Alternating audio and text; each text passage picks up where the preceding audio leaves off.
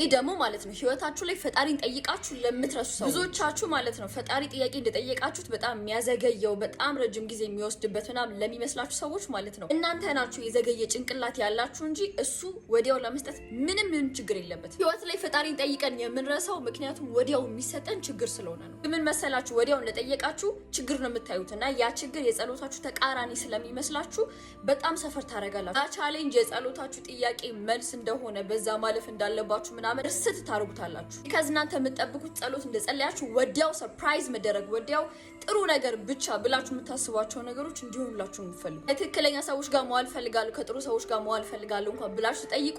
አጠገባችሁ ላይ ያሉ በጣም የምትወዷቸው የምታከብሯቸው ምርጥ ሰዎች በምትወዷቸው በምታከብሯቸው ሰዎች ልትከዱ ትችላላችሁ። በጣም ብዙ ነገር ሊያጋጥማችሁ ይችላል።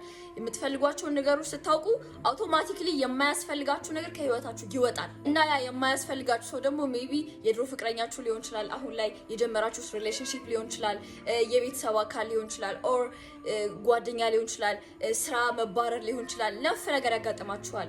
ኢትስ ናት ቢካዝ ጸሎታችሁ ስላልተሰማ ምናምን ነገር ሳይሆን እነዚህ ሰዎች በዛ ጥያቄያችሁ ምክንያት አስፈላጊ ያልሆኑ ሰዎች ስለሆኑ ነው። ትዕግስተኛ መሆን ፈልጋለሁ ብላችሁ ባንዴ ትዕግስትን አይደለም የሚያሸክማችሁ።